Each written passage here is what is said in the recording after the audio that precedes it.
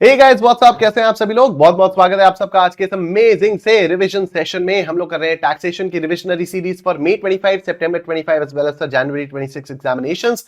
जितने भी लोग यहां पर नए हैं आप लोगों को मैं इसके फीचर्स बता देता हूं। So we are doing chapter wise revision, we will be covering all the chapters, we are covering all the chapters. आप लोगों को फ्री में कलर्ड पीडीएफ नोट्स भी अवेलेबल हो रहे हैं और इस वीडियो के डिस्क्रिप्शन में अगर आप लोग जाओगे तो आपको नोट्स के लिंक का डिस्क्रिप्शन मिल जाएगा। आप लोगों के लिए ये वाली जो रिविजनरी सीरीज है ये May 25, September 25 और January 26 इन तीनों अटेम्प्ट्स के लिए एप्लीकेबल है। उसके आगे के अटेम्प्ट्स के लिए एप्लीकेबल नहीं है, तो उसके लिए प्लीज मत देखना। और यहां पर हम लोग कंप्लीटली कॉन्सेप्चुअल रिवीजन कर रहे हैं, तो क्वेश्चंस की प्रैक्टिस आप लोगों को अपने आप से करनी होगी यूजिंग द बुक्स। मेरी बुक्स आप लोग परचेज कर सकते हो, वीडियो के डिस्क्रिप्शन में आपको बुक्स परचेज करने का भी लिंक मिल जाएगा। ये इनकम टैक्स का शेड्यूल है, ये जीएसटी का शेड्यूल है। हम लोग चार्ज ऑफ जीएसटी और कॉम्पोजिशन लेवी कर चुके हैं और आज हम लोगों को करना है प्लेस ऑफ सप्लाई और exemptions from GST. Let's get started with the revision of place of supply. ठीक है, तो अब प्लेस ऑफ सप्लाई जानना क्यों जरूरी होता है, तो समझो बात को। प्लेस ऑफ सप्लाई जानना जरूरी इसलिए होता है जिससे हम ये पता कर पाए कि जो हमारी सप्लाई है वो इंटर स्टेट सप्लाई है या वो इंट्रा स्टेट सप्लाई है। ठीक है, मतलब क्या हो गया कि अगर लोकेशन ऑफ सप्लायर, एकदम सिंपल सी चीज है, अगर लोकेशन ऑफ सप्लायर और प्लेस ऑफ सप्लाई, अगर लोकेशन ऑफ सप्लायर और place of supply same state के अंदर होंगे, सेम स्टेट के अंदर होंगे तो वो इंट्रा स्टेट ट्रांजैक्शन कहलाता है। लेकिन अगर लोकेशन ऑफ सप्लायर और प्लेस ऑफ सप्लाई अलग अलग स्टेट्स में या अलग अलग यूनियन टेरिटरीज में या इनमें से कोई एक स्टेट में हो, कोई एक दूसरा एक यूनियन टेरिटरी में हो, तो इसको हम लोग क्या कहेंगे, इसको हम लोग फिर इंटर स्टेट ट्रांजैक्शन बोलेंगे। ठीक है, इसको फिर हम लोग इंटर स्टेट ट्रांजैक्शन बोलते हैं। तो इसीलिए प्लेस ऑफ सप्लाई का पता होना बहुत जरूरी है। देखो, लोकेशन ऑफ सप्लायर तो कोई भी बहुत आराम से बता देगा कि सप्लायर जो है वो कहां पर है। ठीक है, लेकिन सर्विसेज कहां दी हुई मानी जाएंगी उसको हम लोग बोलते हैं प्लेस ऑफ सप्लाई। एक लाइन में अगर मैं प्लेस ऑफ सप्लाई को समराइज करूं तो एक लाइन में प्लेस ऑफ सप्लाई की समरी ये हो जाएगी कि आपको सर्विसेज कहां दी जा रही है। Basically what is the final destination where you are consuming the services और गुड्स फॉर दैट मैटर। ठीक है, आप गुड्स या सर्विसेज का फाइनल कंजम्पशन कहां पर कर रहे हो, तो ये अगर आपको पता चल गया तो वही आपकी प्लेस ऑफ सप्लाई हो जाती है मोस्ट ऑफ द केसेस में। इसके ऑफ कोर्स कुछ कुछ एक्सेप्शंस भी होंगे क्योंकि कुछ कुछ ट्रिकी सिचुएशंस आ जाती हैं, तो उन ट्रिकी सिचुएशंस को कैसे डील करना है वो हम लोग यहां पर देखेंगे। ठीक है, तो अब देखो, place of supply simply means the place where supply is consumed, right? So when the location of supplier and the place of supply are in two different states or two different union territories or one state and one union territory, the supply is an interstate supply, otherwise the supply is an intrastate supply. ठीक है, otherwise the supply is an intrastate supply।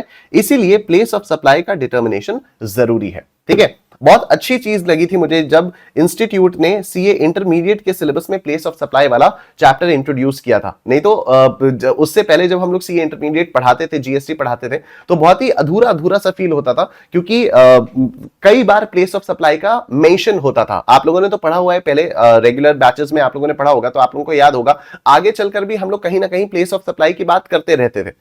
ठीक है, अब जैसे बड़ा वाला payment of tax वाला question आ गया, 10 नंबर का क्वेश्चन आ गया। अब उस 10 नंबर के क्वेश्चन में कई बार प्लेस ऑफ सप्लाई के बारे में बात हुई, लेकिन अब हम लोगों को बोलना पड़ता था कि देखो प्लेस ऑफ सप्लाई आप लोग सीए फाइनल में पढ़ोगे तो फिर तब होगा, तब ऐसा होगा।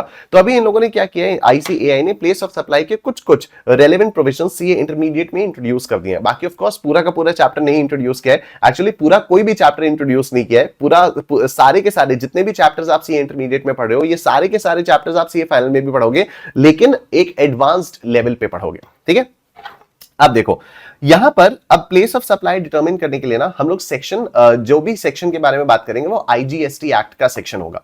तो अभी तक हम लोगों ने क्या क्या किया हुआ है, अभी तक हम लोगों ने सेक्शन 7 किया सीजीएसटी एक्ट का, दैट वाज सप्लाई। फिर हमने सेक्शन 8 किया सीजीएसटी एक्ट का, that was composite supply and mixed supply.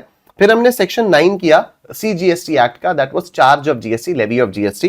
फिर हमने सेक्शन 10 किया सीजीएसटी एक्ट का, दैट वाज कॉम्पोजिशन लेवी। ठीक है, हम लोगों ने इतना किया और अब हम लोग यहां पर फिर से सेक्शन 10 करेंगे। तो आप लोग कंफ्यूज मत होना कि सर सेक्शन 10 तो कॉम्पोजिशन लेवी वाला था, अब यहां पर सेक्शन 10 आप place of supply of goods के बारे में कैसे कह रहे हो। तो सेक्शन 10 ऑफ आईजीएसटी एक्ट है ये। ठीक है, this is section 10 of IGST act 2017। और जो कल हम लोगों ने पढ़ा था, जो भी हम लोगों ने लास्ट क्लास में पढ़ा था, जिसमें हम लोगों ने कॉम्पोजिशन स्कीम के बारे में बात की थी, उसमें हम लोगों ने section 10 of the CGST act पढ़ा था। ठीक है, उसमें हम लोगों ने सीजीएसटी एक्ट का सेक्शन नंबर 10 पढ़ा था। आओ देखो अब, तो अब यहां पर हम लोग बात करते हैं।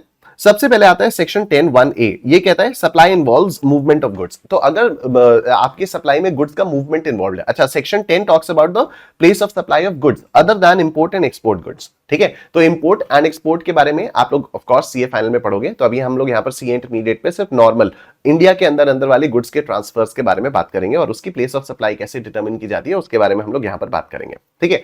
तो अब सबसे पहले सेक्शन 10(1)(a) आता है और वो कहता है कि अगर आपकी सप्लाई में गुड्स का मूवमेंट इन्वॉल्व है। अब गुड्स का मूवमेंट इन्वॉल्व होने का क्या मतलब हो गया कि मैंने सपोज आपको माल भिजवाया, ठीक है। तो ऑब्वियस सी बात है, अगर मैंने आपको माल भिजवा रहा हूं तो जहां पर माल भिजवा रहा हूं वही तो प्लेस ऑफ सप्लाई हो जाएगी। मैंने आपको बताया था place of supply is basically the place where the goods are consumed, where the goods और सर्विसेज आर कंज्यूम्ड, ठीक है। अब मैं आप लोगों को एक सिंपल सा एग्जांपल देता हूं। मैं यहां पर प्रयागराज उत्तर प्रदेश में बैठा हुआ हूं, ठीक है, और मैं अड्डा 24/7 को सर्विसेज दे रहा हूं। अड्डा 24/7 सर्विसेज कहां पर कंज्यूम कर रहा है? अड्डा 24/7 सर्विसेज कहां पर कंज्यूम कर रहा है? गुड़गांव हरियाणा में कंज्यूम कर रहा है। What is the location of the supplier? I am the supplier of services, right. तो what is the location of the supplier? Location of supplier is Prayagraj Uttar Pradesh. What is the place of supply? It is not about location of the recipient, ठीक है। Location of recipient से इसका कोई connection नहीं है, it's about place of supply. तो supplier यहां पर प्रयागराज उत्तर प्रदेश में बैठा हुआ है, सर्विसेज कहां पर कंज्यूम हो रही है? गुड़गांव हरियाणा में सर्विसेज कंज्यूम हो जा रही हैं। तो यहां पर उत्तर प्रदेश में सप्लायर है, प्लेस ऑफ सप्लाई हरियाणा में है, इंटर स्टेट ट्रांजैक्शन यहां पर ये हो जाता है, ठीक है। ऐसे ही आप लोगों को और बेटर क्लैरिटी के लिए मैंने आप लोगों को एग्जांपल दिया, ठीक है। अब देखो 10(1)(a) तो supply involves movement of goods. तो अब यहां पर प्लेस ऑफ सप्लाई क्या हो जाएगा? यहां पर प्लेस ऑफ सप्लाई हो जाएगा location of goods at the time of movement terminates, at the time the movement terminates for delivery, ठीक है। It applies to movement by supplier, recipient और एनी अदर पर्सन। तो यहां पर बात वही हो जाती है कि अगर गुड्स का मूवमेंट इन्वॉल्व है तो जिस पोजीशन पर आकर गुड्स का टर्मिनेशन होता है, जहां पर गुड्स फाइनली पहुंचते हैं, वो वाली प्लेस ऑफ सप्लाई हो जाती है। अब वो गुड्स का मूवमेंट कोई भी इफेक्ट कर सकता है, या तो सप्लायर गुड्स का मूवमेंट करवा सकता है, या तो रेसिपिएंट गुड्स का मूवमेंट करवा सकता है, या तो कोई थर्ड पार्टी भी गुड्स का मूवमेंट करवा सकती है, ठीक है।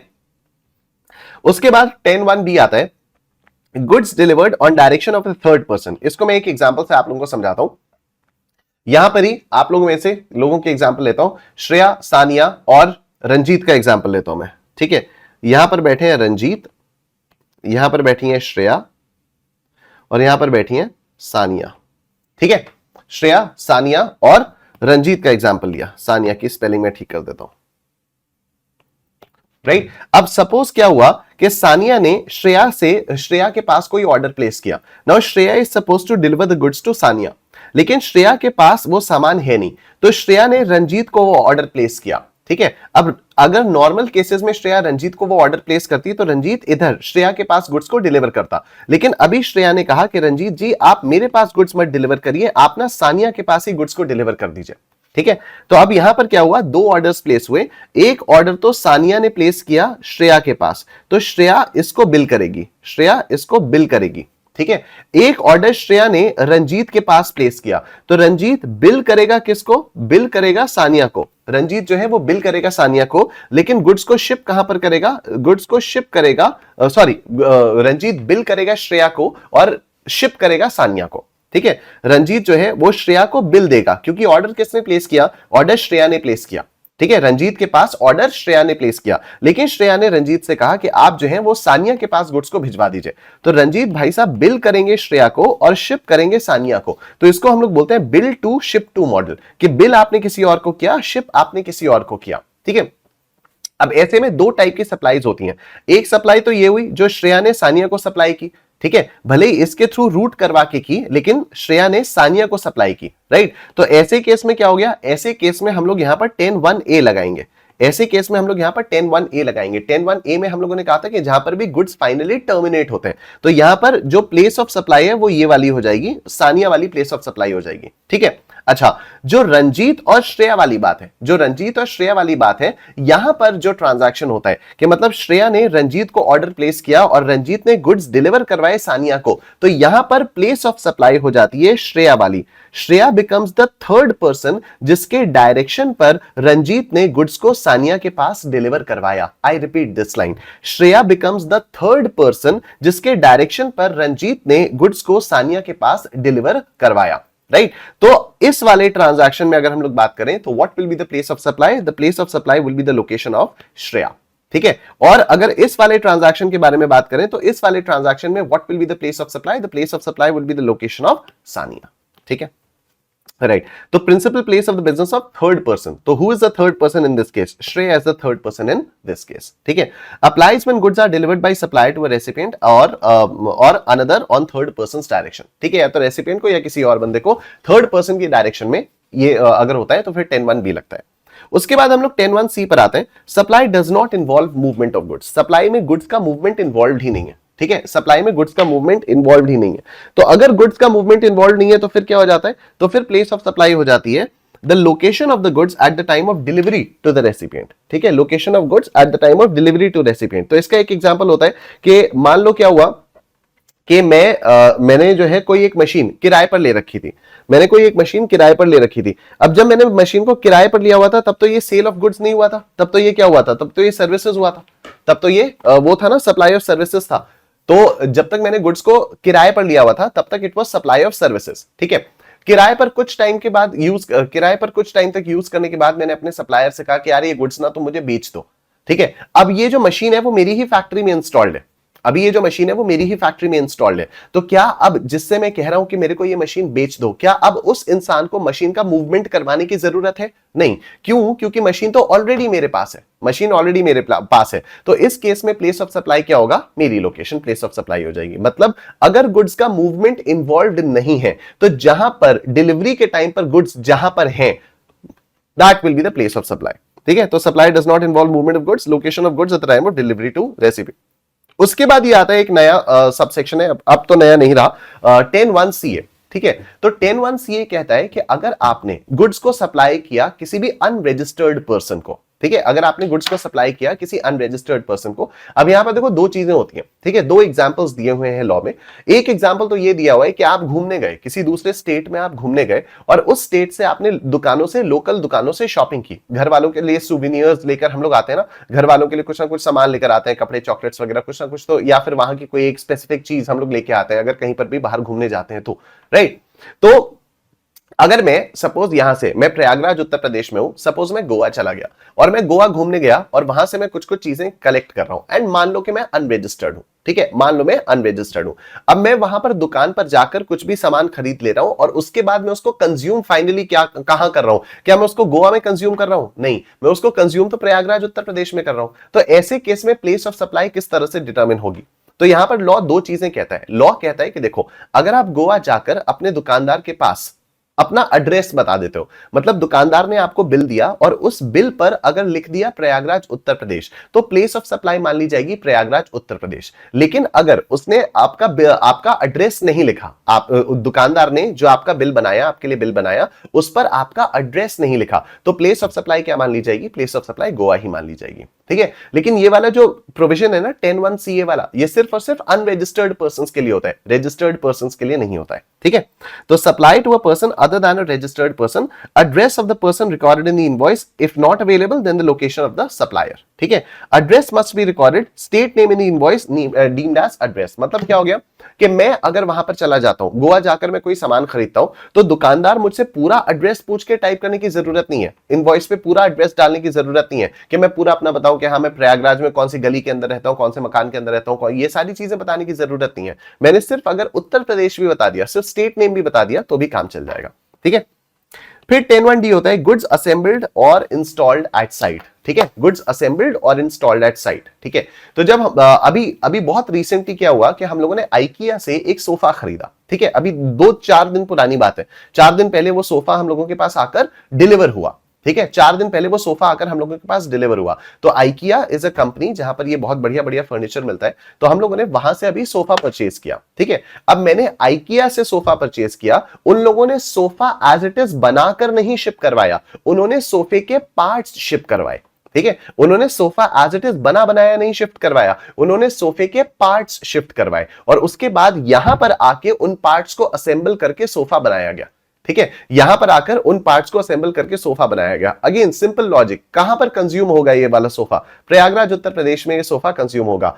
गुड्स कहां से चले? गुड्स दिल्ली से चले, गुड्स दिल्ली से चले, दिल्ली में आइकिया वालों का वेयर हाउस नया नया बनाए और वहां से वो लोग पूरे नॉर्दर्न इंडिया में डिलीवरी कर रहे हैं, ठीक है, और delivery charges are hardly 400 rupees. तो जहां पर हम लोग पहले अगर कभी देखते थे कि होम सेंटर से सोफा मंगा लेते हैं दिल्ली से या कहीं पर, तो वो लोग 20-20, 30-30 हजार रुपए की डिलीवरी चार्जेस ले रहे थे। उसके कंपैरिजन में 400 के डिलीवरी चार्जेस कुछ भी नहीं है, ठीक है, उसके कंपैरिजन में। वैसे ठीक है, कई वैसे तो एक्सपेंसिव है, लेकिन उसके कंपैरिजन में कि अगर पूरा पूरा बड़ा बड़ा फर्नीचर आप मंगा ले रहे हो, ठीक है, और वो सिर्फ 400 रुपए के डिलीवरी चार्जेस पे आ रहे हैं, तो बहुत बहुत ही बड़ी बात है ये, राइट। तो द थिंग इज कि दिल्ली वेयरहाउस से यहां पर उत्तर प्रदेश में आया है, तो Delhi location of the supplier, place of supply कहां हो जाएगा, प्लेस ऑफ सप्लाई हो जाएगा प्रयागराज उत्तर प्रदेश, यानी जहां पर उन गुड्स को असेंबल किया गया है फॉर फाइनल कंजम्पशन, ठीक है। तो गुड्स असेंबल्ड और installed at site, place of installation और assembly applies to composite supply involving goods and installation services, ठीक है। फिर 10(1)(e) क्या बोलता है, 10(1)(e) बोलता है good supplied on board a conveyance, ठीक है। मैं वंदे भारत ट्रेन में बैठता हूं और वंदे भारत ट्रेन में हर थोड़ी थोड़ी देर बाद मुझे कुछ ना कुछ खाने को मिलता है, राइट। मैं सुबह सुबह वहां पर बैठता हूं तो मुझे नाश्ता मिल जाता है, फिर थोड़ी सी देर होती है मुझे कुछ ब्रंच मिल जाता है, फिर थोड़ी देर होती है मुझे लंच मिल जाता है, फिर थोड़ी देर होती है मुझे कुछ और मिल जाता है। तो अब अगर मान लो मैं प्रयागराज उत्तर प्रदेश में बैठा, ठीक है, अब मैं प्रयागराज में वंदे भारत में चला, प्रयागराज से मैं वंदे भारत में बैठा, मुझे दिल्ली जाना है, ठीक है, मुझे दिल्ली जाना है। तो अब जो गुड्स मुझे मिलेंगे वो तो थ्रू आउट द जर्नी कहीं ना कहीं मुझे मिलते रहेंगे। कुछ मुझे प्रयागराज में बैठते ही मिल जाएगा, कुछ फिर मुझे थोड़ा सा आगे चलकर कानपुर में मिलेगा, कुछ फिर थोड़ा सा और आगे चलकर कहीं और मिलेगा, कुछ फिर थोड़ा सा अलीगढ़ में मिलेगा, कुछ फिर गाजियाबाद में मिलेगा, कुछ फिर जाके न्यू दिल्ली में मिलेगा, ठीक है। तो ये जो गुड्स मुझे पूरी जर्नी में अलग अलग लोकेशंस पर मिलते रहेंगे, इनके लिए प्लेस ऑफ सप्लाई क्या माना जाएगा, तो इनके लिए प्लेस ऑफ सप्लाई वो जगह मानी जाएगी जहां पर उन गुड्स को ट्रेन में चढ़ाया गया, ठीक है। तो अगर मान लो मुझे कानपुर में वो गुड्स मिल रहे हैं, तो हमें देखना पड़ेगा कि क्या वो गुड्स मैंने प्रयागराज में चढ़ाए या वो गुड्स मैंने कानपुर में चढ़ाए। अगर वो गुड्स मैंने प्रयागराज में ट्रेन में चढ़ाए तो place of supply will B Prayagraj, अगर वो गुड्स मैंने कानपुर में ट्रेन में चढ़ाए तो the place of supply will be Kanpur, simple. तो goods supplied on board conveyance, location at which the goods are taken on board, applies to conveyances like vessels, aircraft, trains और motor vehicles, ठीक है। उसके बाद एक 10(2) आ जाता है, place of supply can not be determined. अगर मान लो प्लेस ऑफ सप्लाई आप नहीं डिटरमिन कर पा रहे हो इन 10(1), 10(1)(a), 10(1)(b), 10(1)(c), 10(1)(a), 10(1)(d), 10(1)(e), अगर आप इन 6 प्रोविजंस के साथ उसको प्लेस ऑफ सप्लाई को डिटरमिन नहीं कर पा रहे हो, तो फिर क्या होगा, तो फिर प्रिस्क्राइब्ड मैनर में आपको प्लेस ऑफ सप्लाई डिटरमिन करना पड़ेगा, और वो प्रिस्क्राइब्ड मैनर कौन बताएगा, सरकार बताएगी, by the recommendations of council. और वो आप लोग कब पढ़ोगे, सीए फाइनल में, ठीक है, वो आप लोग सीए फाइनल में पढ़ोगे। डन। उसके बाद अब ये क्लैरिफिकेशन आया है, इसको ध्यान से देखना। Clarification on place of supply for goods delivered through ecommerce to unregistered persons, ठीक है। अब अगर आप गुड्स को डिलीवर कर रहे हो ई कॉमर्स प्लेटफॉर्म के थ्रू टू अनरजिस्टर्ड पर्संस, तो फिर क्या होगा, उससे रिलेटेड क्लैरिफिकेशन आया, ध्यान से। ये आप लोगों को याद आ रहा है, अनरजिस्टर्ड पर्सन से रिलेटेड अभी हम लोगों ने एक 10(1)(ca) पढ़ा था कि अगर मैं गोवा में जाकर कुछ भी खरीदता हूं और वहां का दुकानदार बिल पर मेरा एड्रेस डालता है, वहां का दुकानदार बिल पर मेरा एड्रेस डालता है, तो मेरा अगर वो एड्रेस डालेगा तो the place of supply will be my place, ठीक है, उत्तर प्रदेश हो जाएगी प्लेस ऑफ सप्लाई, और इसके लिए मुझे अनरजिस्टर्ड होना पड़ेगा। This does not apply to registered persons, ठीक है, ओके। तो सर्कुलर नंबर दिस इसको मैं जरा म्यूट कर देता हूं, अबे तुम म्यूट हो बे, हाँ, ठीक है। तो अब क्या हुआ, circular number 209/3/2024 GST dated 26th June 2024 provides clarity on determining the place of supply for goods, particularly when the order is placed to an e-commerce platform and involves unregistered persons where the billing address differs from delivery address, ठीक है। तो कई बार gifts देने के लिए ऐसा होता है ना, कई बार गिफ्ट्स देने के लिए ऐसा होता है, सपोज मेरा कोई दोस्त है, मेरा कोई दोस्त लेट्स से मुंबई महाराष्ट्र में बैठा हुआ है, वो अनरजिस्टर्ड है, मैं यहां से Amazon पर ऑर्डर प्लेस करता हूं और Amazon वाला उसको डिलीवरी कहां पर करता है, Amazon वाला डिलीवरी करता है मुंबई में, शिप वो बिलिंग कहां पर कर रहा है, बिलिंग कर रहा है मुझे, है ना। सिनेरियो क्या है कि an unregistered person mister A located in state X orders a mobile phone on an ecommerce platform, the phone is to be delivered to an address in state Y, ठीक है, स्टेट एक्स से order place किया और कहा भाई delivery state Y में कर देना। When placing the order mister A provides a billing address located in state x, ठीक है, ऑफ कोर्स बिलिंग मुझे ही होगी, है ना। In such a case, what would be the place of supply for the mobile phone? Should it be the state corresponding to the billing address, state of X, या फिर the state of the goods delivered, state Y? अब relevant legal provision क्या कहता है, 10(1)(a) 10(1)(ca) क्या कहता है, तो according to section 10(1)(ca) of the integrated goods and services tax act 2017, the place of supply of goods is determined based on the address of delivery when the goods are supplied to an unregistered person. ठीक है, तो अगर delivery address पड़ा हुआ है unregistered person का, तो that will be the place of supply. The address of the delivery is the place where the goods are intended to be delivered as recorded in the invoice. ठीक है, अब इस circular ने क्या clarification provide किया? In cases where the billing address and the delivery address are different for an unregistered person. ठीक है, unregistered person के लिए अगर मान लो बिलिंग एड्रेस और डिलीवरी एड्रेस डिफरेंट है, तो फिर the place of supply will be the delivery address recorded in the invoice, not the billing address. ठीक है, एकदम सिंपल लॉजिक यार, the place where the goods are ultimately going to be consumed. ठीक है, तभी मैंने आप लोगों से स्टार्टिंग में बोला था कि इस पूरे चैप्टर को एक सिंपल लाइन में मैं समराइज कर सकता हूं। ठीक है, the place where the goods and services are finally going to get consumed, that is the thing, right?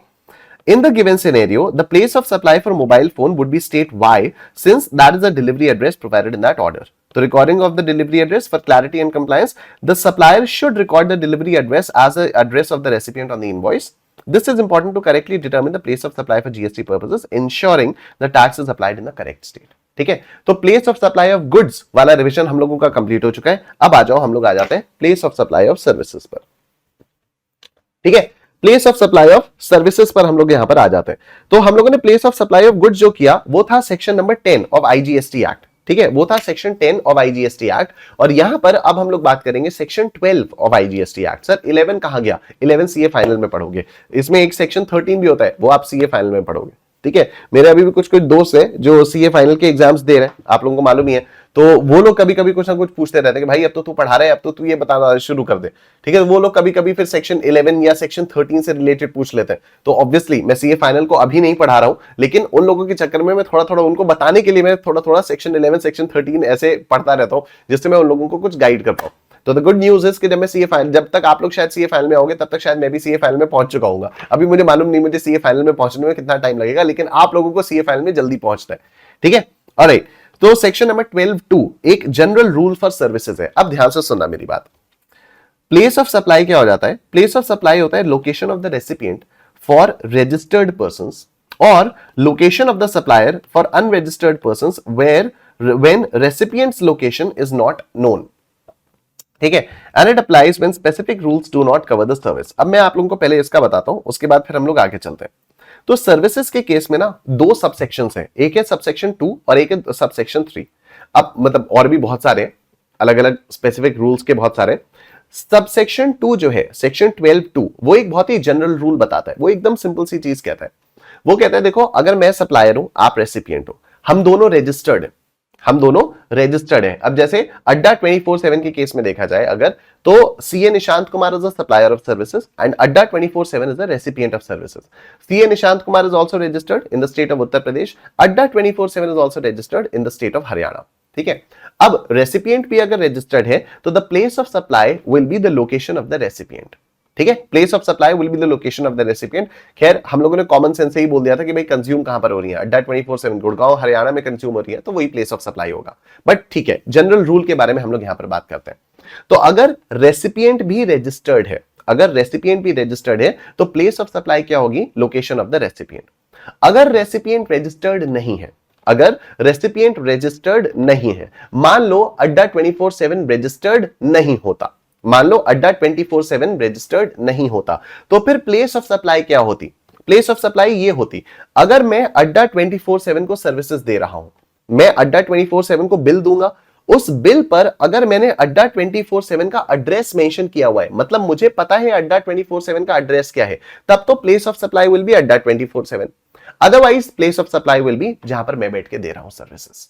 ठीक है, जहां पर सर्विसेज मैं बैठकर दे रहा हूं। अब जैसे आप लोगों को मालूम होगा, मैं ना बहुत सारी मास्टर क्लासेस भी करता रहता हूं, स्टॉक मार्केट की मैं मास्टर क्लासेस करता रहता हूं, और वो कई सारे लोग खरीदते हैं। जो मेरा इंस्टाग्राम पे चैनल है फिनटैक्स बाय निशांत, वहां पर मैं स्टॉक मार्केट्स की मास्टर क्लासेस भी करता हूं। वहां पर मेरा पूरा एक एलीट फिनटैक्स क्लब भी बना हुआ है, जहां पर बहुत सारे स्टॉक मार्केट से रिलेटेड कोर्सेज हैं, राइट। तो वहां पर अगर जितने भी स्टूडेंट्स वो वाला कोर्स खरीदते हैं, जो भी मेरी ऑडियंस है फिनटैक्स वाली, जो वो वाला कोर्स खरीदती है, जो वो वाली मास्टर क्लासेस खरीदती है, वो सारे के सारे अनरजिस्टर्ड होते हैं। मोस्ट ऑफ द केसेस में सारे अनरजिस्टर्ड होते हैं, बहुत ही रेयर। अभी आज तक तो कभी आया नहीं कि मुझे जीएसटी का क्रेडिट लेना है तो इसलिए मुझे टैक्स इनवॉइस दे दो या जो भी है, लेकिन वो ना मोस्ट ऑफ द केसेस में वो सारे के सारे अनरजिस्टर्ड होते हैं। लेकिन अनरजिस्टर्ड होने के बाद भी मुझे उनके एड्रेसेस पता होते हैं क्योंकि मैं उन लोगों से पूरा फॉर्म भरवाता हूं। फॉर्म क्या भरवाता हूं? जब भी वो चेकआउट पेज होता है तो चेकआउट पेज में they are required to fill their state and country.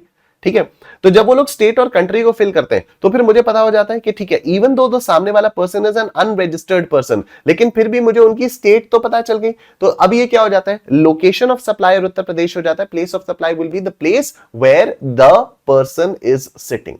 ठीक है, और अगर मान लो किसी ने स्टेट नहीं भरी तो फिर प्लेस ऑफ सप्लाई क्या हो जाता है? वही उत्तर प्रदेश हो जाता है। ठीक है, तो अब यहां पर सर्विसेज के केस में इन लोगों ने क्या कहा कि जनरल रूल है। जनरल रूल क्या कहता है? अगर रेसिपिएंट रजिस्टर्ड है तब तो जिस स्टेट में रेसिपिएंट रजिस्टर्ड है that will be the place of supply. लेकिन अगर रेसिपिएंट रजिस्टर्ड नहीं है तो देखना पड़ेगा कि क्या सप्लायर के पास रेसिपिएंट का एड्रेस है। अगर एड्रेस है तो फिर रेसिपिएंट का प्लेस, रेसिपिएंट की location he place of supply हो जाएगी। लेकिन अगर सप्लायर के पास रेसिपिएंट का एड्रेस नहीं है तो जो सप्लायर की लोकेशन है वही प्लेस ऑफ सप्लाई हो जाएगी। आई होप ये वाली बात आप सब लोगों को समझ में आ रही है। यस,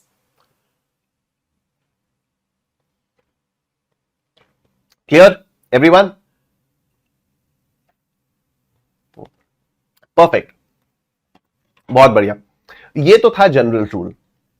इसके साथ ही साथ सर्विसेज के केस में बहुत सारे स्पेसिफिक रूल्स भी लॉ ने बनाए हुए हैं। ठीक है, अब आओ उन स्पेसिफिक रूल्स को हम लोग बात करें, उन स्पेसिफिक रूल्स के बारे में हम लोग बात करते हैं। 12(3) services related to immovable property और लॉजिंग। ठीक है, services related to immovable property और लॉजिंग, एकदम सिंपल सी चीज आप समझना, जहां पर सर्विस कंज्यूम हो रही है that is a place of supply. इतने सारे रूल्स और ये सारी चीजें देखो कहीं कहीं आप लोगों को याद करने की जरूरत पड़ेगी, लेकिन मोस्ट ऑफ द केसेस में आपका एक सिंपल लॉजिक से हो जाएगा। मतलब एग्जाम में अगर आपको कोई प्रोविजन याद ना भी आए ना तो लॉजिकली सोचना कि भाई सर्विस कंज्यूम कहां पर हो रही है। कोई इसमें ना इस चक्कर में पड़ने की जरूरत नहीं, तू रजिस्टर्ड है, तू अनरजिस्टर्ड है, तो ये है, कंज्यूम कहां पर हो रहा है। ठीक है, कंज्यूम कहां पर हो रहा है आपको सिर्फ इस पर ध्यान देना है। अब देखो, services related to immovable property और लॉजिंग मतलब क्या हो जाता है? मैं यहां से जाता हूं गुड़गांव में और गुड़गांव में मैं होटल में रहता हूं। ठीक है, एकदम simple.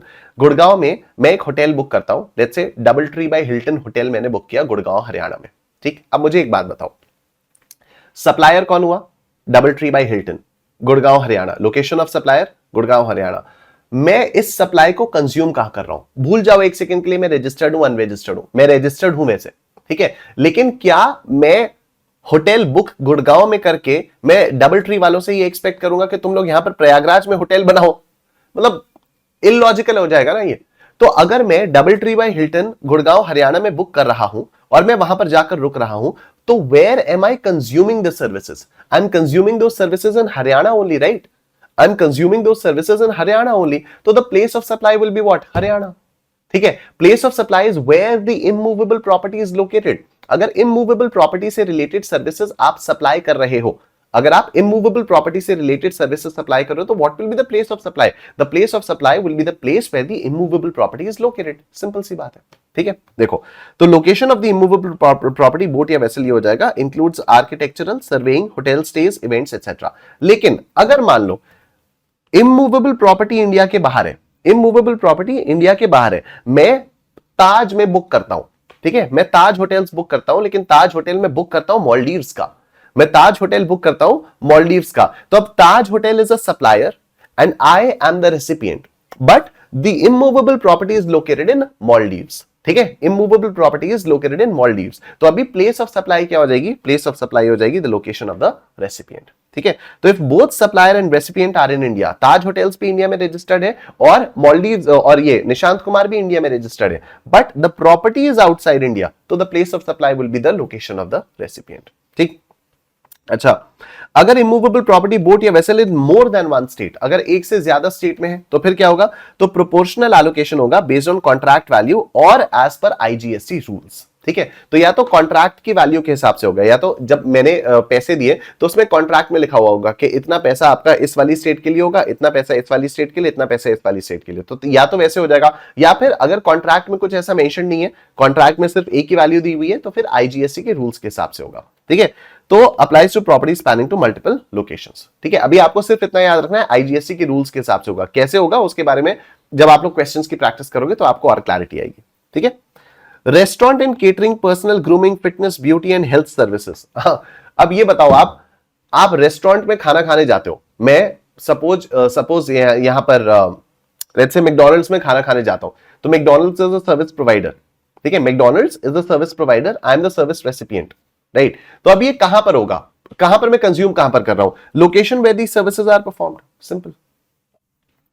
Training and performance appraisal, यहां पर भी क्या हो जाएगा, location of registered entity B2B और where the service is physically conducted B2C। मतलब क्या हो गया यहां पर ये हो गया कि अगर मान लो ट्रेनिंग या परफॉर्मेंस अप्रेजल वाली चीजें सर्विसेज आप सप्लाई कर रहे हो, ठीक है, जैसे कई बार क्या होता है कंपनीज जो है वो स्पीकर्स को बुलाती हैं, राइट, कंपनीज जो है वो स्पीकर्स को बुलाती हैं, कॉर्पोरेट ट्रेनिंग्स दिलवाती हैं अपने एम्प्लॉइज को, राइट। अब अगर मान लो तो यहां पर सर्विस सप्लायर कौन हो गया, सर्विस सप्लायर हो गया वो स्पीकर जो आके आपके एम्प्लॉइज को ट्रेनिंग या परफॉर्मेंस अप्रेजल की ट्रेनिंग वगैरह दे रहा है, जो स्पीच वगैरह दे रहा है, जो ये इस टाइप के सेशंस कंडक्ट कर रहा है, वही आपका क्या हो गया, वो सर्विस सप्लायर हो गया। रेसिपिएंट कौन हो गई, वो कंपनी हो गई रेसिपिएंट, ठीक है। अब अगर मान लो कंपनी रजिस्टर्ड है, तो ये B2B सर्विस हो गई कि जो सर्विस सप्लायर है वो भी रजिस्टर्ड है और जो कंपनी रेसिपिएंट है वो भी रजिस्टर्ड है। तो B2B के केस में क्या हो जाता है, location of the registered entity, location of the registered entity. लेकिन अगर मान लो B2C है, मतलब जो सप्लायर है, जो स्पीकर है वो तो रजिस्टर्ड है, लेकिन जो कंपनी बुला रही है वो अभी फिलहाल अनरजिस्टर्ड है, तो ऐसे केस में the place of supply is where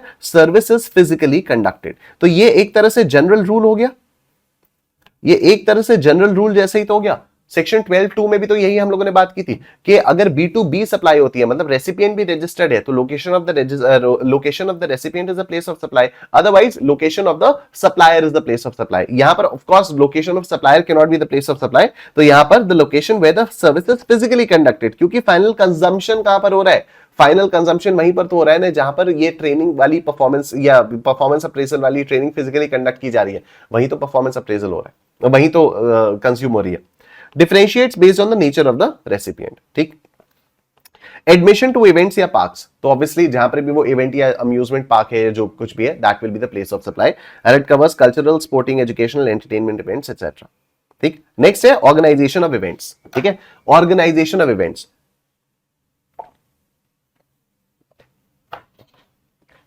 अब रजिस्टर्ड एंटिटीज के लिए location of the entity, unregistered entities के लिए where the event is held, ठीक है। तो ये बिल्कुल वैसा सही हो गया जैसे ये वाला था, 12B और 12(7) ऑलमोस्ट एक जैसे से हो गए, ठीक है, कि ऑर्गेनाइजेशन ऑफ इवेंट्स, अगर आप इवेंट ऑर्गेनाइज करने वाली सर्विसेज दे रहे हो, किसी एक रजिस्टर्ड पर्सन को दे रहे हो, तो जिस रजिस्टर्ड पर्सन को दे रहे हो उसकी लोकेशन हो जाएगी। अगर मान लो जिसको आप दे रहे हो वो रजिस्टर्ड नहीं है, तो जहां पर आप इवेंट ऑर्गेनाइज कर रहे हो वो हो जाएगी। तो applies to various types of events and their ancillary services. फिर ट्रांसपोर्टेशन ऑफ गुड्स, मेल और कोरियर, ठीक है, अगर आप गुड्स को ट्रांसपोर्ट करवा रहे हो, तो फिर क्या होगा, रजिस्टर्ड पर्संस के लिए लोकेशन ऑफ सच पर्सन, मतलब अगर B2B ट्रांजैक्शन है तो फिर जो रजिस्टर्ड रेसिपिएंट है, जहां पर भी वो रजिस्टर्ड है, वो वाली प्लेस ऑफ सप्लाई हो जाएगी। अदरवाइज अनरजिस्टर्ड लोगों के लिए where goods are handed over, जहां पर आप गुड्स कोरियर एजेंसी को दे रहे हो कि भाई इनको उठा के वहां पर ले जा, ठीक है, जहां पर आप गुड्स कोरियर एजेंसी को दे रहे हो, that will be the place of supply.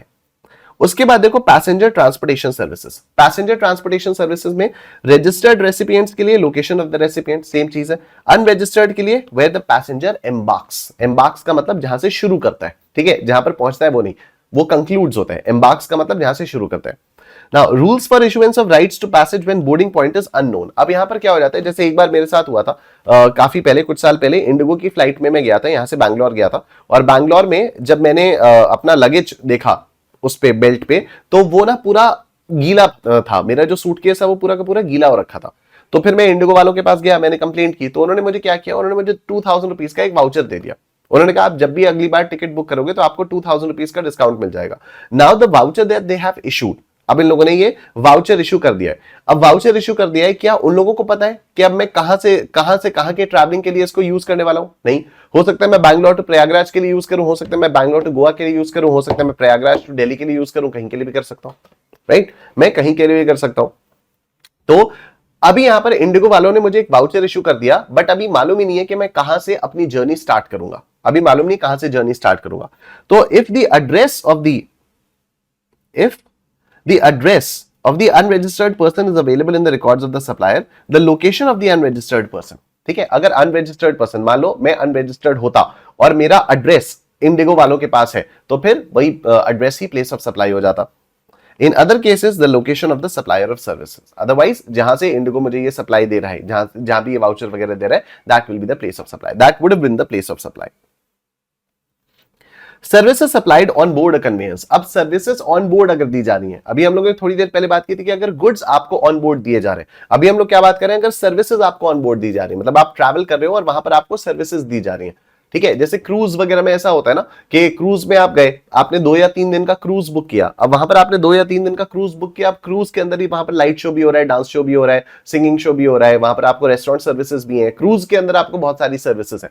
तो अब यहां पर क्या होगा, यहां पर हम ये तो नहीं कह सकते कि सर्विसेज को कहां पर चढ़ाया गया है, ठीक है। तो यहां पर प्लेस ऑफ सप्लाई में क्या हो जाएगा, जहां से उस वेसल ने, उस मूविंग व्हीकल ने चलना शुरू किया है, दैट। तो initial scheduled departure point of the conveyance, ठीक है, and it applies to services offered on vessels, aircraft, trains और मोटर व्हीकल्स। उसके बाद आती है हमारी टेलीकम्युनिकेशन सर्विसेज, ठीक है। Then we have telecommunication services, mobile वगैरह वाली। तो services involving fixed line, leased and internet lease circuits, dish antenna etcetera, location of such fixed equipment, ठीक है। तो अगर फिक्स्ड लैंडलाइन वगैरह वाली सर्विसेज आप दे रहे हो, तो जहां पर लैंडलाइन लगा हुआ है वही प्लेस ऑफ सप्लाई हो जाएगी, क्योंकि वहीं पर सर्विस कंज्यूम हो रही है, right. If the lease circuit is installed more than one state, अगर ये जो लीज्ड सर्किट है, पूरा एक सर्किट होता है, ये अगर एक से ज्यादा स्टेट्स में इन्वॉल्व है, लोकेटेड है, तो ईच रिस्पेक्टिव स्टेट और union territory based on the value of service specified in the contract और एग्रीमेंट, ठीक है। तो फिर अब क्या हो जाएगा, वही कॉन्ट्रैक्चुअल बेसिस पर देखा जाएगा कि कितनी वैल्यू की सर्विस कौन सी स्टेट में दी हुई मानी जाएगी। प्लेस ऑफ सप्लाई तो वो मल्टीपल स्टेट्स हो जाएंगे, बड़ी सिंपल सी बात है। अगर लीज सर्किट एक से ज्यादा स्टेट्स में दिया हुआ है, तो प्लेस ऑफ सप्लाई भी मल्टीपल हो जाएंगी, प्लेस ऑफ सप्लाई मल्टीपल हो जाएंगे। बट द पॉइंट जो वहां पर प्रॉब्लम अराइज होगी वो ये होगी कि ठीक है, स्टेट्स तो मल्टीपल हो गई, place of supply multiple states में हो गया, लेकिन हर स्टेट में कितनी वैल्यू की सर्विस सप्लाई की जा रही है, ये कैसे पता चलेगा। तो ये कॉन्ट्रैक्ट में अगर अलग अलग वैल्यूज लिखी हुई होंगी तो उसके हिसाब से पता चलेगा। मान लो कॉन्ट्रैक्ट में नहीं लिखा, तो फिर क्या होगा, और proportionately according to rule 6 of the IGST rules, ठीक है। तो आईजीएसटी रूल्स के रूल 6 में ये लिखा हुआ है। अब क्या लिखा हुआ है वो ये देखो, if there is no contract agreement based on the number of points within each state और यूनियन टेरिटरी, तो जो भी लीज्ड सर्किट होता है ना, उसमें कुछ कुछ पॉइंट्स होते हैं, उसमें कुछ कुछ पॉइंट्स होते हैं, लीज सर्किट में कुछ कुछ पॉइंट्स होते हैं। मान लो ये दोनों पॉइंट्स एक स्टेट में हैं, ये 3 पॉइंट्स एक स्टेट में हैं, और ये एक पॉइंट अलग स्टेट में है, ठीक है, ये एक पॉइंट अलग स्टेट में, और पूरी के लिए आपने 1 लाख रुपए की वैल्यू दी है। पूरे लीज सर्किट के लिए आप जो चार्जेस पे कर रहे हो वो 1 लाख रुपए के चार्जेस पे कर रहे हो। तो ये स्टेट ए है, ये स्टेट बी है, ये स्टेट सी है। तो स्टेट ए में कितने पॉइंट्स हो गए, 2 पॉइंट्स हो गए। तो कितनी वैल्यू स्टेट ए में मानी जाएगी, 2 डिवाइडेड बाई टोटल कितने पॉइंट्स हैं, 1 2 3 4 5 6, 2 डिवाइडेड बाई 6, ठीक है। ये स्टेट ए की वैल्यू आएगी। स्टेट बी की वैल्यू क्या आएगी, 3/6, और स्टेट सी की वैल्यू क्या आएगी, स्टेट सी की वैल्यू आएगी 1/6, ठीक है। This is and this is this, right. तो इस तरह से वैल्यू निकाली जाती है अगर कॉन्ट्रैक्ट में मेंशन नहीं होता तो, अगर कॉन्ट्रैक्ट में मेंशन नहीं होता तो इसमें includes telephony, internet, broadcasting and cable services, ये सब होता है। अच्छा, अगर पोस्ट पेड मोबाइल या इंटरनेट सर्विसेज है तो फिर क्या होगा, तो ऑब्वियसली अगर पोस्ट पेड है तो बिलिंग एड्रेस तो होगा ना सर्विस प्रोवाइडर के पास। अगर मैं पोस्ट पेड फोन लेता हूं, वोडाफोन से लेता हूं या जियो से लेता हूं, तो they will have my address, otherwise वो लोग बिल कहां भेजेंगे। आई एग्री, अभी फिजिकल बिल नहीं भेजते, अभी सब कुछ मेल पे हो जाता है, लेकिन फिर भी अगर पोस्ट पेड है तो फिर बिलिंग एड्रेस है, तो बिलिंग एड्रेस है तो जो भी बिलिंग एड्रेस होगा that will be the place of supply. Location of the billing address of the recipient and if the same is not available, location of the supplier, ठीक है। अगर मान लो प्रीपेड मोबाइल या इंटरनेट या DTH services आपको provide की जा रही हैं, तो थ्रू सेलिंग एजेंट, रीसेलर या डिस्ट्रीब्यूटर, एड्रेस, अगर मान लो थ्रू सेलिंग एजेंट, ये जो भी आपको सर्विसेज सप्लाई की जा रही है किसी सेलिंग एजेंट के थ्रू सप्लाई की जा रही है, तो फिर address of such selling agent या रीसेलर या distributor in the records of the supplier eight the time of supply.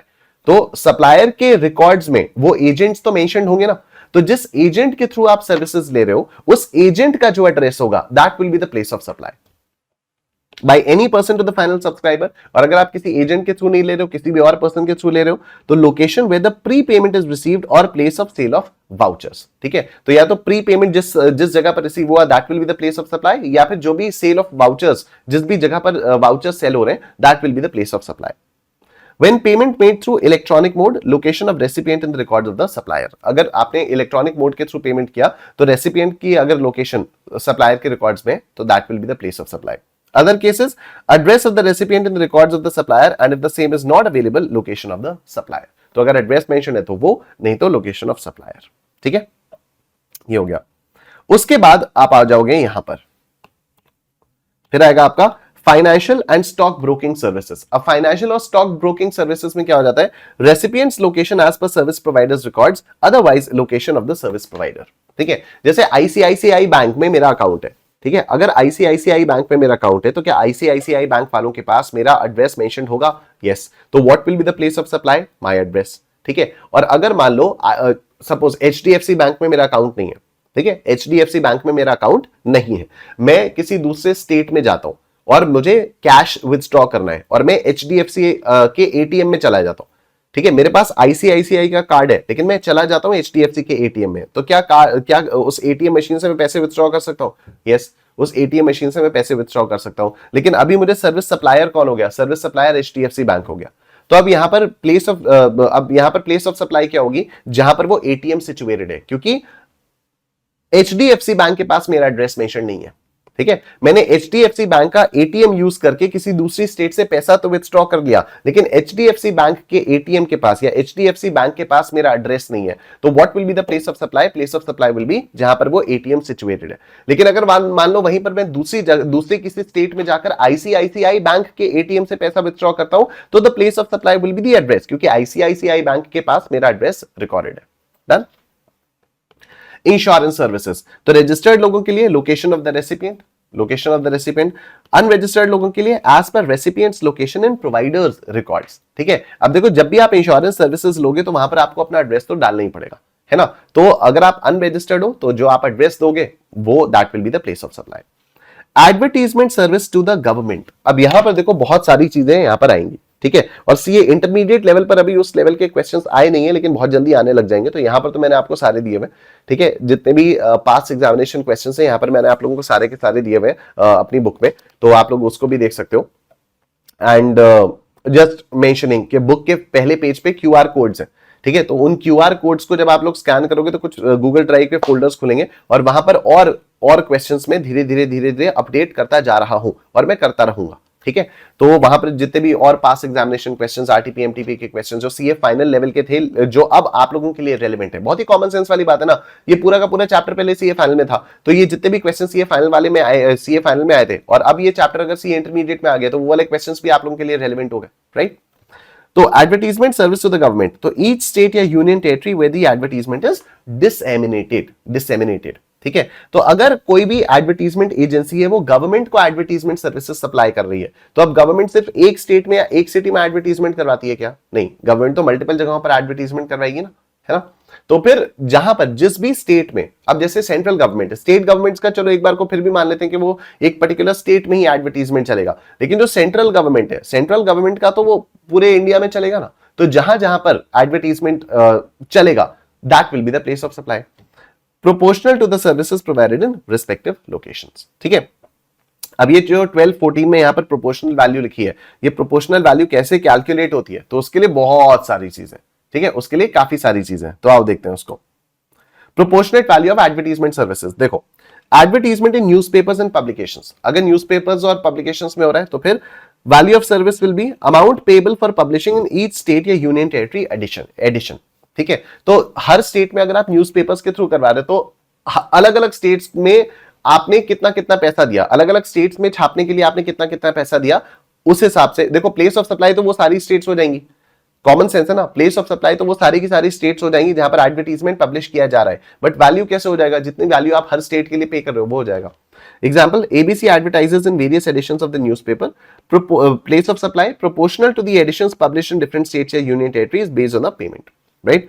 Advertisements through printed material, printed material का मतलब बुक्स, पैम्फलेट्स, ब्रोशर्स वगैरह, तो amount payable for distribution in each state या union territory. Example, ABC distributes pamphlets in Haryana, Uttar Pradesh, Rajasthan. अब हरियाणा, उत्तर प्रदेश और राजस्थान जितना जितना पैसा दिया उसके हिसाब से प्रोपोर्शनल वैल्यू कैलकुलेट होगी, तो proportional to the distribution in each state या यूनियन टेरिटरी। उसके बाद ये देखो advertisement on hoardings excluding trains, trains के अलावा अगर नॉर्मल होर्डिंग्स पे आपने एडवर्टीजमेंट किया तो फिर क्या होगा, जहां पर भी वो होर्डिंग है और क्या, that will be the place of supply. ठीक है, जहां पर भी वो होर्डिंग है that will be the place of supply, और हर होर्डिंग के लिए आपने कितना पैसा दिया उसके हिसाब से वैल्यू डिटरमिन होगी, बहुत कॉमन सेंस है।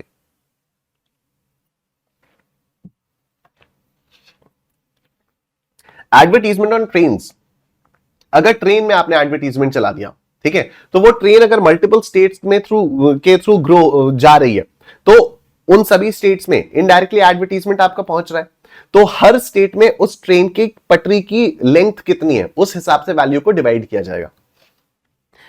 तो ratio of the track length in each state या union territory for that train, ठीक है, ABC places ads on a train traversing multiple states, तो proportional to the track length in each state या union territory. बहुत ही common sense है ना। देखो प्लेस ऑफ सप्लाई तो वो सारी की सारी स्टेट्स होंगी, ठीक है, अब बात सारी की सारी वैल्यू पर आती है।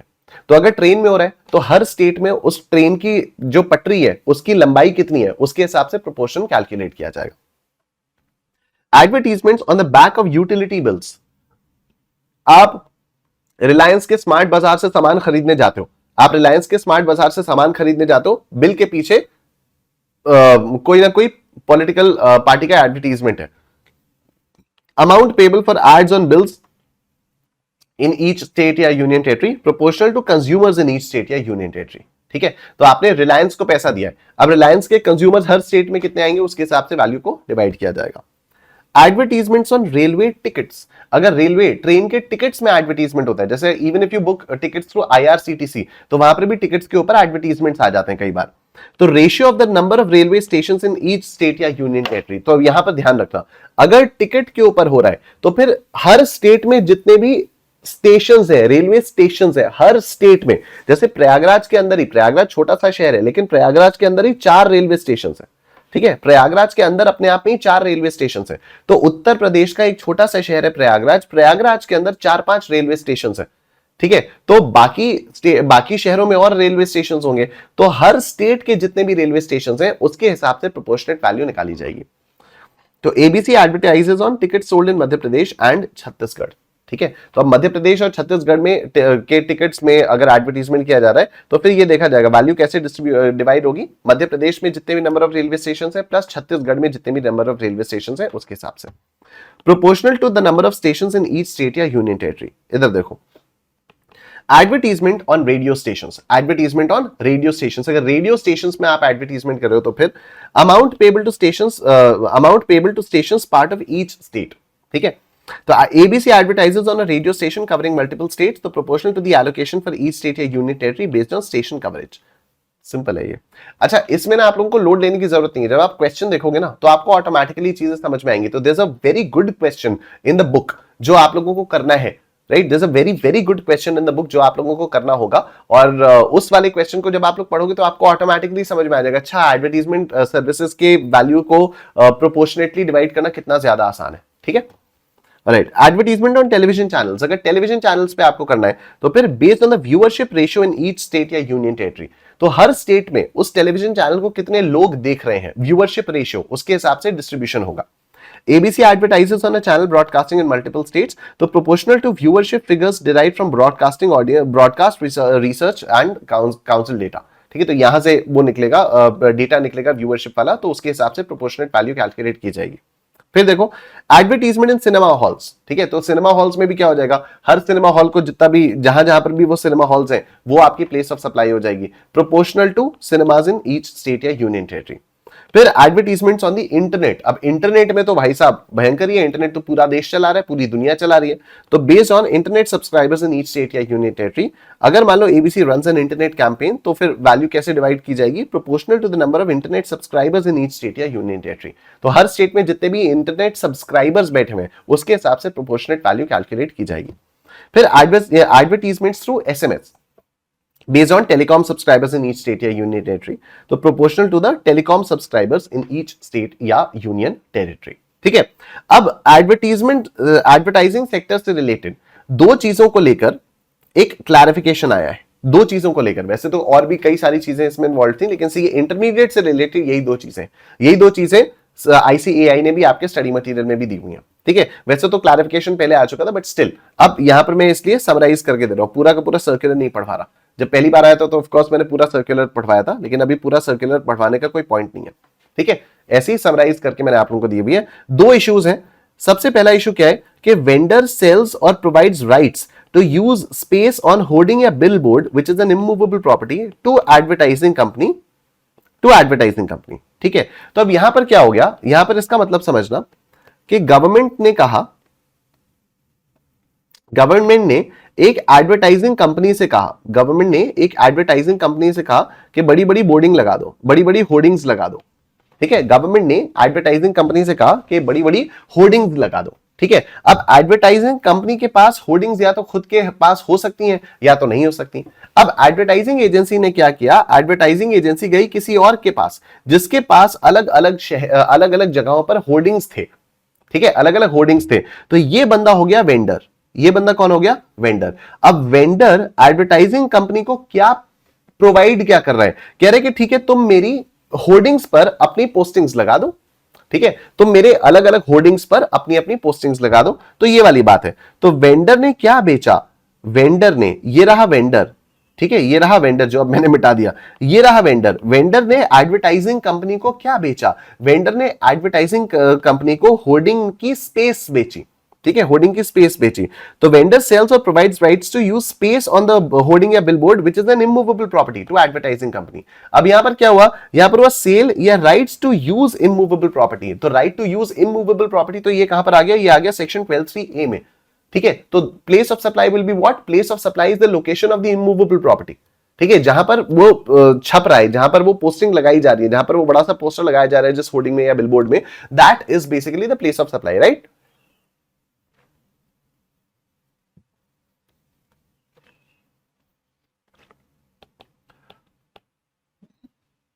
तो लोकेशन ऑफ होर्डिंग या स्ट्रक्चर। एक्सप्लेनेशन देखो, billboards fixed to ground are immovable property, hence the place of supply is where the billboard is located. ठीक है, example, ABC ads Mumbai buys rights to use a billboard located in Delhi from XYZ vendors, here the place of supply is Delhi. ठीक है, क्योंकि hoarding कहां पर situated है, hoarding जो billboard है वो दिल्ली में लोकेटेड है। ठीक है, और एक दूसरा केस हो जाता है, दूसरा केस क्या आ जाता है, यहां पर vendor arranges advertisement display without transferring space और rights to use space on hoarding या स्ट्रक्चर टू एडवर्टाइजिंग कंपनी। अब यहां पर ये एडवर्टाइजिंग कंपनी इस वेंडर के पास आती है और वेंडर से कहती है कि देखो मुझे ना इन इन जगहों पर अपना पोस्टर छपवाना है। अब तुम किसी भी तरह से करके इन इन जगहों पर मेरा पोस्टर छपवाओ। हो सकता है जिन जगहों पर ये एडवर्टाइजिंग कंपनी कह रही है उन जगहों पर वेंडर के पास अपने बिलबोर्ड्स हो सकता है उन जगहों पर वेंडर के पास अपने बिलबोर्ड्स ना हो, किसी और के बिलबोर्ड्स हो। तो अब वेंडर क्या करेगा, जिसके भी बिलबोर्ड्स होंगे उससे वो बात करेगा। वेंडर का काम क्या है, वेंडर का काम है कि एडवर्टाइजिंग कंपनी के पोस्टर्स को अलग अलग जगहों पर वो छपवा दे। तो अभी मुझे एक बात बताओ, क्या वेंडर बिलबोर्ड्स यूज करने की परमिशन दे रहा है या यूज करने का वो दे रहा है, यूज करने वाली सर्विसेज दे रहा है? नहीं, अभी वेंडर बिलबोर्ड्स को यूज करने वाली सर्विसेज नहीं दे रहा है। अभी वेंडर कौन सी सर्विसेज दे रहा है, जनरल सर्विसेज दे रहा है। तुम मेरे पास आए, तुमने कुछ मांगा, मैंने कहा काम हो जाएगा। तो अगर यहां पर ये जनरल सर्विसेज दे रहा है तो ये सप्लायर है, ये रेसिपिएंट है, तो यहां पर जनरल रूल आ जाएगा। इसके लिए कोई स्पेसिफिक रूल है ही नहीं। ठीक है, हम लोगों ने सारे के सारे स्पेसिफिक रूल्स पढ़ लिए, इस चीज के लिए तो हम लोगों ने कोई स्पेसिफिक रूल पढ़ा ही नहीं। तो अब यहां पर अगर ये रेसिपिएंट रजिस्टर्ड है तो फिर वही लोकेशन जो भी इसकी लोकेशन है, अगर मान लो ये अनरजिस्टर्ड है तो फिर जो इसकी लोकेशन है, सिंपल। ठीक है, तो advertising service, no transfer of immovable property right, तो ये जनरल रूल में चला जाएगा। Location of recipient if registered और location of supplier if recipient is unregistered and the location is unknown, right. तो as there is no direct sale और rights given, it's purely an advertising service, thus the place of supply is recipient's location for registered recipients और supplier's location if recipient is unregistered। Example आप लोग अपने आप से देख लेना। Done हो गई बात। उसके बाद हम लोगों के पास कुछ और भी प्रोविजंस यहां पर आ जाते हैं। ठीक है, बस उसके बाद हम लोगों के पास कुछ और भी प्रोविजंस आते हैं। देखो, आईजीएसटी एक्ट का ही section 7(1), supply of goods inter state कब माना जाएगा, जब सप्लायर की लोकेशन और प्लेस ऑफ सप्लाई अलग अलग स्टेट्स या यूनियन टेरिटरीज में होंगी तो इसको माना जाएगा। Focus on supplies with in India, ठीक है, इंडिया के अंदर की बात कर रहे हैं। 7(3) क्या बोलता है, supply of services inter state supply कब मानी जाएगी, सर्विसेज की सप्लाई इंटर स्टेट कब मानी जाएगी, जब सप्लायर की location and place of supply different state या यूनियन टेरिटरीज में होंगी तब मानी जाएगी। Focus on supplies with in India, right. 7(5)(c) क्या है, सप्लाई ऑफ गुड्स और services inter state, supply of goods और सर्विसेज इंटर स्टेट, ये क्या होगा, this is residual clause for supplies neither intrastate nor covered elsewhere, तो ये section 7(5) में आ जाता है। अप्लाइज टू बोथ गुड्स और सर्विस। एक्चुअली ये ना करने की जरूरत कुछ है नहीं, क्योंकि इससे रिलेटेड एग्जाम में कुछ आता वाता है नहीं, बस ऐसी जनरल प्रोविजंस हैं। इन सारी की चीजों के बारे में आप लोग डिटेल में सीए फाइनल में ही पढ़ोगे। तो जो अदर प्रोविजंस है ना, इनको करने की जरूरत नहीं है, बहुत ही जनरल चीजें यहाँ पर दी हुई है। ठीक है, सेक्शन 8 क्या है? Intrastate supply. Supplies location and place of supply with in the same state, तो ये इंट्रास्टेट सप्लाई हो जाती है। सीजीएसटी एसजीएसटी लग जाता है इस पे। एस्टैब्लिशमेंट्स ऑफ डिस्टिंक्ट पर्संस अगर होता है तो क्या होता है? Supply between establishments of the same entity in different states या यूनियन टेरिटरीज और within the same state, तो अलग अलग क्या होता है? Treated as supply between distinct persons, ये सब हम लोगों को मालूम ही है। Supply in territorial waters. अगर टेरिटोरियल वाटर्स में आपने सप्लाई किया तो फिर क्या प्लेस ऑफ सप्लाई क्या मानी जाती है? उन टेरिटोरियल वाटर्स के सबसे पास में जो भी कोस्ट लाइन होगी, वो जिस भी स्टेट में होगी, that will be the place of supply. ठीक है, तो इसी के साथ आकर हम लोगों का प्लेस ऑफ सप्लाई का रिवीजन यहां पर कंप्लीट हो जाता है। डन।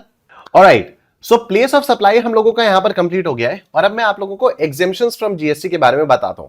तो देखो, एग्जेम्पशंस फ्रॉम जीएसटी एक ऐसा चैप्टर है जहां पर आप लोगों को ना कुछ भी मेरे रिवाइज कराने लायक नहीं है। ठीक है, और एग्जेम्पशंस फ्रॉम जीएसटी को लेकर कई सारे लोगों को बहुत डर भी लगता है, तो उसके लिए मैं आपको एक सिंपल सी चीज बताता हूं। आपको रिविजनरी नोट्स में जो मेरे नोट्स मिल रहे हैं ना एग्जेम्पशंस फ्रॉम जीएसटी के, वो बहुत यूनिक नोट्स हैं, क्योंकि वैसे आप लोगों को और कहीं पर मिलेंगे नहीं। वो मेरी बुक का पूरा एक्सट्रैक्ट मैंने आपको एज इट इज दिया हुआ है। ठीक है, आपको करना क्या है? एग्जेम्पशंस फ्रॉम जीएसटी में आप लोगों को पता है अलग अलग टाइप की सर्विसेज होती हैं, और अलग अलग टाइप की सर्विसेज में हम लोगों को बताना होता है कि कौन सा ट्रांजैक्शन एग्जेम्प्ट फ्रॉम जीएसटी है, कौन सा ट्रांजैक्शन एग्जेम्प्ट फ्रॉम जीएसटी नहीं है, कौन सा ट्रांजैक्शन सप्लाई अंडर जीएसटी है, मतलब कौन से ट्रांजैक्शन पर टैक्सेबल होगा। ठीक है, अब इसके लिए the way I have prepared my notes is कि आपको ना एक टेबल बनाकर मैंने दी हुई है, जिस तरह से एग्जैक्टली आपके एग्जाम में क्वेश्चंस आते हैं। ठीक है, तो एग्जाम में आप लोगों के क्वेश्चंस कैसे आते हैं? आपको एक लिस्ट ऑफ सर्विसेज दी हुई होती है, फिर आप उसके सामने कोई ना कोई अमाउंट दिया हुआ होता है, आपसे बोला जाता है कि बताओ वो कितनी वैल्यू होगी या फिर क्या होगा, वो टैक्सेबल है भी या नहीं भी है। राइट, तो इस तरह से आपको करना होगा। तो अभी जो मैंने आपको बुक में नोट्स दिए हैं ना, वो एग्जैक्टली वैसे ही हैं कि आपको वो सारे ट्रांजैक्शंस दिए हैं जैसे एग्जाम में पूछे जाते हैं, और उसके बगल में एक कॉलम बनाकर मैंने लिखा हुआ है या तो टैक्सेबल या तो एग्जेम्प्ट, या तो टैक्सेबल या तो एग्जेम्प्ट। तो उसमें एज सच मेरे कुछ रिवाइज करवाने लायक नहीं है, क्योंकि वो सारी की सारी चीजें, वो सारे एक्टिविटीज और ट्रांजैक्शंस आपको याद रखने होंगे। पहली बात। दूसरी बात, ध्यान से सुनना, एग्जेम्पशंस फ्रॉम जीएसटी वाले चैप्टर में ना कई सारे लोगों को बहुत डर लगता है। ठीक है, अब मैं आपको बताऊं, इस चैप्टर में एग्जेम्पशंस फ्रॉम जीएसटी वाले चैप्टर से 5 नंबर का कंपलसरी क्वेश्चन आना शुरू हुआ है पिछले कुछ टाइम से। ठीक है, तो जो आपका जीएसटी का पहला क्वेश्चन होता है, जो सब्जेक्टिव वाले पेपर का पहला क्वेश्चन होता है, वो तो 10 नंबर का वाला होता है, मतलब वो कंपलसरी वाला क्वेश्चन होता है, उसके 2 पार्ट्स होते हैं। 15 नंबर का क्वेश्चन होता है तो उसके 2 पार्ट्स होते हैं। एक तो 10 मार्क्स का क्वेश्चन होता है, जो आता है आपका पेमेंट ऑफ टैक्स वाले चैप्टर से रिलेटेड, जिसमें पूरा output, liability, input tax, credit वगैरह सब कुछ माइनस करके आपको final minimum net GST payable निकालना होता है। और जो दूसरा क्वेश्चन आता है वो 5 मार्क्स का क्वेश्चन आता है, और वो यूजुअली अब एग्जेम्पशन से आने लग गया है। बीच में एक टाइम आया था जब वो वैल्यू ऑफ सप्लाई से पूछते थे, लेकिन अभी पिछले 2-4 अटेम्प्ट से ये लोग एग्जेम्पशन से वो पूछ रहे हैं। ठीक है, अब उस 5 नंबर के क्वेश्चन में से आप मान के चलो आपको 3 नंबर अपने आप कॉमन सेंस से मिलने वाले हैं, गारंटी है मेरी। 3 मार्क्स के लिए आपको कोई जद्दोजहद करने की जरूरत नहीं है, आपको कोई लोड लेने की जरूरत नहीं है कि यार ये तो मुझे याद ही नहीं हो रहा, यार इस वाली सर्विस में मैं कंफ्यूज हो रहा हूं, या इसमें ये हो रहा है, इसमें वो हो रहा है। आपको कोई लोड लेने की जरूरत नहीं है। क्यों लोड लेने की जरूरत नहीं है? क्या फर्क पड़ जाएगा? 5 मार्क्स का आता है। ठीक है, हार्डली 5 मार्क्स का आता है। आप अगर वो जो टेबल में आपको दे रहा हूं, जो इस वीडियो के डिस्क्रिप्शन में आपको नोट्स के अंदर मिल जाएगा, एग्जेम्पशंस फ्रॉम जीएसटी वाला भी आपको मिल जाएगा, आपने अगर वो पढ़ लिया, ठीक है, कि हाँ ठीक है ये टैक्सेबल है, एग्जेम्प्ट है, ये टैक्सेबल है, एग्जेम्प्ट है, ये टैक्सेबल है, एग्जेम्प्ट है, तो उसमें भी आपको बहुत ज्यादा दिमाग नहीं लगाना पड़ेगा। बहुत कुछ ही कुछ ऐसे ट्रांजैक्शंस या कुछ ही कुछ ऐसी सर्विसेज होंगी जिनको आपको लगेगा कि यार ये एग्जेम्प्ट होनी चाहिए, फिर पता लगेगा अच्छा ये टैक्सेबल है, या जिनको आपको लगेगा टैक्सेबल होनी चाहिए, फिर आपको लगेगा अच्छा ये एग्जेम्प्ट है। बाकी सारा तो ये कॉमन सेंस से ही हो जाता है।